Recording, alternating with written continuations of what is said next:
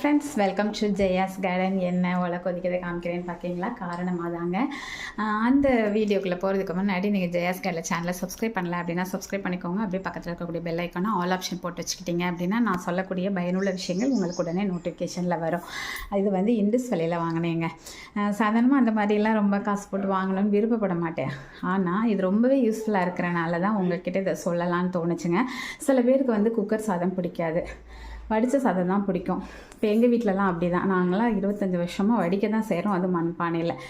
ஏன் காரணம் என்ன அப்படின்னாக்கா, குக்கரில் வைக்கும்போது சுட சுட சாப்பிட்றப்ப கொஞ்சம் பொல பொலன்னு இருக்கும். கொஞ்சம் நேரம் ஆனோடனே அதை உதுத்து விட்டு சாப்பிட்ற மாதிரி இருக்கும். அப்படி இருந்தால் பிடிக்காதுங்க எங்களுக்கு வந்து சாதம் வந்து குழஞ்சிருக்கணும். அப்புறம் ரொம்ப நேரம் ஆச்சுன்னா விரைக்கும் குக்கர் சாதம். ஆனால் வடிக்கிற சாதம் எப்படி இருக்கும் அப்படின்னாக்கா, அப்படி நைட்டு வரைக்கும் பொலன்னு ஒரு அரிசியோட ஒரு அரிசி ஒட்டாமல் இருக்கும். ஒன்று. ரெண்டாவது, சாஃப்டாக அப்படி அமைக்கி பார்த்தோன்னா சாஃப்டாக இருக்கும், விரைப்பாக இருக்கவே இருக்காதுங்க. எங்களுக்கு வந்து குழஞ்சிருக்கணும், ஆனால் கையில் ஒட்டக்கூடாது, உதிர இருக்கணும் அப்படின்னு சொல்கிறவங்களுக்கு வடித்தாதான் பிடிக்கும். ஆனால் இப்போ நான்லாம் காலையில் வடிக்கிறேன், கொஞ்சம் டைம் அதிகமாகும் வடிக்கிறதுக்கு, அது ஒரு விஷயம். அது கூட பழகிட்டேன்னு வச்சுக்கோங்களேன். ஆனால் அவசரமாக வடிக்கும்போது சில நேரம் கையில் பட்டுரும், சில நேரம் வந்து கொஞ்சம் சாதம் வடிக்கிற அந்த தண்ணிக்குள்ளே போயிடும். இந்த மாதிரியான டென்ஷன். சில நேரம் நம்ம டம்ளர் வச்சாலும் நிற்கிறதுக்கு சில நேரம் மக்கர் பண்ணிடுவாங்க. நமக்கு என்றைக்கு ரொம்ப லேட் ஆகுதோ அன்னைக்கெல்லாம்.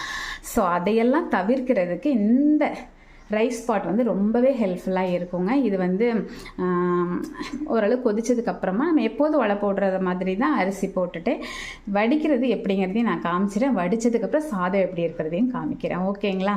இந்த ரைஸ் பாட் ரொம்ப நல்லா இருக்குது. அதனால் நீங்கள் வாங்கி வடித்து சாப்பிடணும்னு விருப்பப்படுறவங்க கண்டிப்பாக வாங்குங்க. வடிக்க சிரமம், அதனால் நான் குக்கரில் சாப்பிட்றேன்னு சொல்கிறவங்களும் இதை வாங்கிக்கோங்க. சரிங்களா? பாருங்க, நல்லாவே சாதம் குழஞ்சிருக்கு பார்த்தீங்களா? நல்லா குழஞ்சிருச்சா? இப்படி குழஞ்சி ரொம்ப இருந்தது அப்படின்னாக்கா குக்கர்லலாம் களி மாதிரி ஆகிடும். ஆனால் இதில் அப்படி ஆகாது. இப்போ நம்ம இதை மூடிக்கலாம். இந்த வழியாக தான் வடியும். இதை வந்து இப்படி 2 பக்கமும் இப்படி அமைக்கணும். இவ்வளோதாங்க. ஸ்டவ் ஆஃப் பண்ணிவிட்டு நம்ம எப்படி வடிக்கிறதுன்னு பார்க்கலாம். எனக்கு வந்து ஒரு கயிற்று வடிக்க முடியாதுல்ல, வீடியோ நான் தானே எடுக்கிறேன், அதனால் இப்படி வச்சுட்டு காமிக்கிறேன்.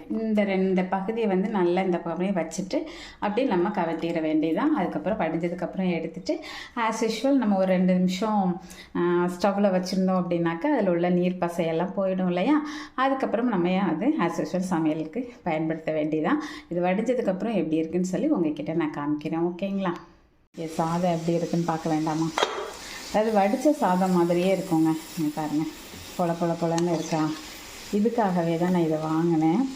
மற்றபடி நம்மளால் வீட்டில் இருக்கோம், நம்ம வடிக்க முடியும், நமக்கு எந்த பிரச்சனையும் இல்லை அப்படிங்கிறவங்க வந்து நீங்கள் சாதாரணமாக மண்பாத்திரத்தில், இப்போ நான்லாம் மண்பாத்திரத்தில் தான் சமைக்கிறேன்.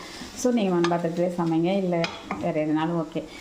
அவசரமாக சமைக்கணும், டென்ஷனில் செய்கிறோம், வேலைக்கு போகிறோம், எங்களால் அது மேனேஜ் பண்ண முடியலைங்கிறவங்க இதை வச்சுக்கலாம்.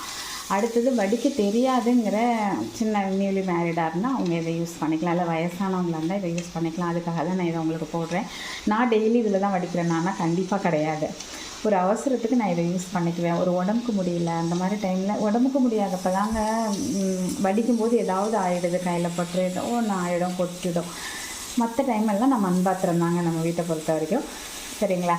இது வேணும், உங்களுக்கு பிடிச்சிருந்ததுன்னா வாங்கிக்கோங்க. நான் எனக்கு நல்லா இருக்குதுன்னு தோணுச்சு, சரி நம்மளோட உறவுகள்கிட்ட சொல்லிடலாமேங்கிறதுக்காக தான் இந்த வீடியோ.